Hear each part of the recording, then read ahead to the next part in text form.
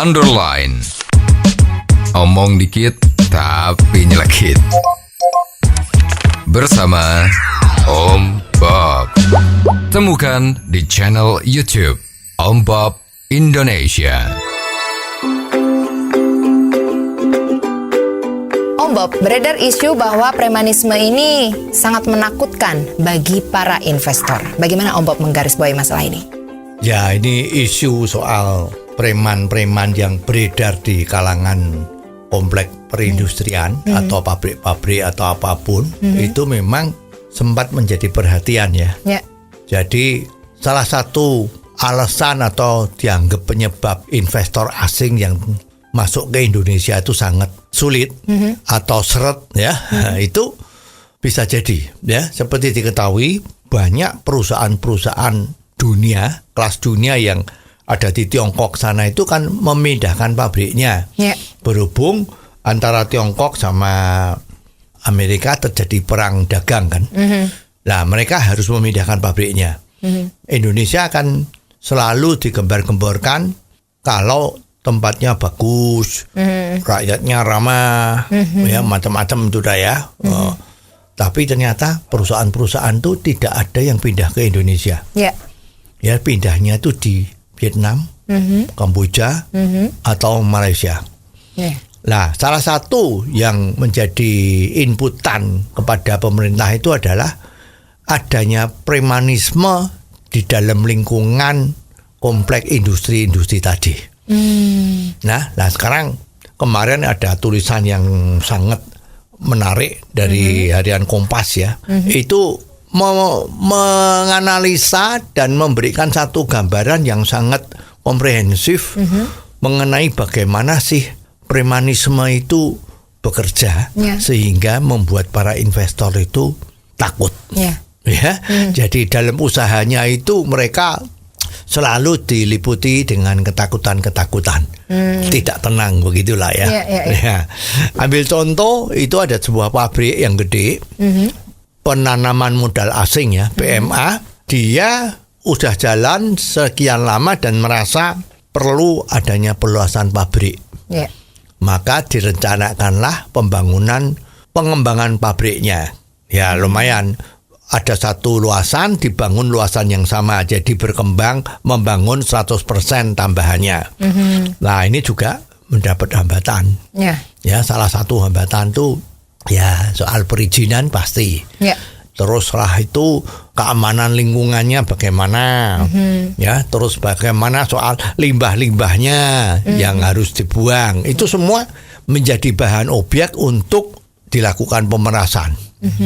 Nah, sekarang perusahaan besar tersebut akhirnya bisa selesai, ya, karena nggak kuat kalau dibeginiin terus kan. Nah, akhirnya perusahaan besar ini berani menulis surat kepada presiden.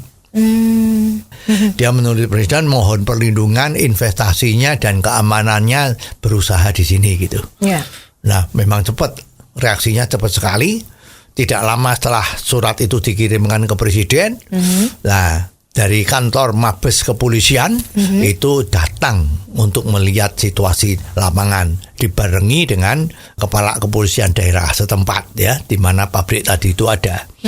Nah, begitu didatengin, itu ternyata dalam waktu yang singkat memang itu sudah nggak ada. Ya, gangguan premanisme tadi itu sudah nggak ada. Luar biasa kan? Kira-kira kenapa bisa seperti itu, Om Bob? Ya, seperti kita ketahui kan, Presiden Prabowo kita ini kan kalau lagi ke luar negeri itu mengkampanyekan bahwa mereka itu harus investasi di Indonesia. Dijamin keamanannya, dijamin macam-macamnya. Nah, sekarang kok ada yang menulis surat keluhan. Nah, mau tidak mau kan dia harus bertindak kan. Nah, maka dia bertindak kepada kepolisian dan segera dilaksanakan. Nah, pertanyaannya sekarang adalah apakah setiap masalah yang ada ini harus lapornya ke presiden? Nah, nanti presiden kerjaannya cuma mikirin preman-preman yang ganggu perusahaan-perusahaan ini terus gimana? Kan nggak bisa mikir yang lebih gede lagi. Ya, jadi ini nggak boleh terjadi seperti ini terus. Yang belum dilaporkan ke presiden ya gangguan-gangguan itu tetap ada. Model gangguannya itu yang seperti apa ya, Bob? Ya, kalau kita lihat dari Kompas itu dijabarkan dengan enak ya, dengan gampang. Jadi pertama kali seolah-olah itu kita bicara masalah limbah ya. Ya. Sebuah pabrik yang gede itu kan selalu ada limbahnya. Baik itu logam, kayu, kardus ataupun plastik. Itu ada limbahnya. Nah, limbah-limbah ini sebetulnya kan ya bukan barang yang harus dibuang kan. Ya. Maksudnya itu kan itu bisa dijual kembali. Nah, disinilah permainan premanisme itu bekerja. Ya. Ya, jadi seolah-olah ada beberapa ormas yang pengen audiensi sama perusahaannya. Ini kalau menurut data itu kan setahunnya itu ada 12 permintaan untuk audiensi ya. Audiensi itu adalah sebetulnya ya caranya bagaimana untuk bertemu ya. Nah, kalau audiensinya ini tidak ditanggapi, tidak ditemui, maka menuju ke yang namanya unjuk rasa. Nah, unjuk rasa ini juga menurut ceritanya itu ada semacam IO-nya ya. Jadi ada IO-nya siapa yang mau berunjuk rasa. Lah, ini ada spesialisnya juga ya. Nah, biasanya kalau perwakilan rumah sudah datang itu langsung nego ya. Dia bertemu untuk jadi vendor. Menjadi vendor itu rekanan ya, rekanan untuk menampung limbah-limbah tadi atau merekomendasikan limbah-limbah tadi itu dijual kepada perusahaan atau orang tertentu yang dinamakan buyer ya, buyernya preman tadi itu ya, supaya ya pasien dapat komisi lah ya. Nah, jadi kalau permintaan dari sang ormas tadi itu oknum ya, itu tidak dipenuhi, maka pasti ormas itu nanti akan melakukan demo. Ya, demo ya macam-macam lah, caranya banyak. Lah sampai akhirnya mau. Kalau mau ya demonya berhenti gitu ya. Jadi kalau permintaannya sudah dipenuhi ya demonya tidak terjadi. Nah, maka oknum ormas tadi itu lapor kepada buyernya ya untuk ini udah proyek ini udah selesai. Ya, dengan demikian sang oknum ormas tadi itu ya udah dapat imbalan. Ya, itu ceritanya seperti itu ya. Ya. Apakah ada model yang lainnya, Om Bob? Ya, ada juga ya. Ini ada oknum dari pejabat. Ya, sering-sering mereka mengadakan yang namanya sidak, inspeksi mendadak. Ya, lah inspeksi mendadak itu selalu mencari kesalahan. Ada apa yang salah, ya. Lah kalau ketemu yang salah atau dicari-cari kesalahannya, misalnya loh ya, jam kerjanya melebihi waktunya misalnya ya, itu kan nggak boleh ya. Terus misalnya kok nggak ada fasilitas kesehatan kalau misalnya ada kecelakaan kerja misalnya seperti itu. Lah itu dicari-cari masalah ya. Kalau nanti misalnya ini yang banyak terjadi itu dalam ruangan direksinya atau ruangan kerja itu loh kok nggak ada alat pemadam kebakaran misalnya ya. Kalau ada pun dilihat loh kok sudah kedaluarsa.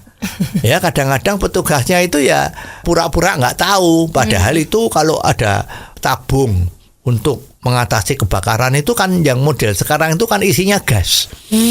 Jadi tidak ada masa kedaluarsanya. Ya. Tapi kalau yang isinya bubuk itu memang ada kedaluarsanya 5 tahun atau berapa. Takutnya kalau udah lewat kedaluarsa kan itu di bubuknya tidak bisa nyemprot. Nah, tapi celakanya juga ada petugas itu yang sok tahu. Ya, karena ini sifatnya gas. Padahal gas itu nggak ada kedaluarsanya. Ya nekat saja itu dicoba.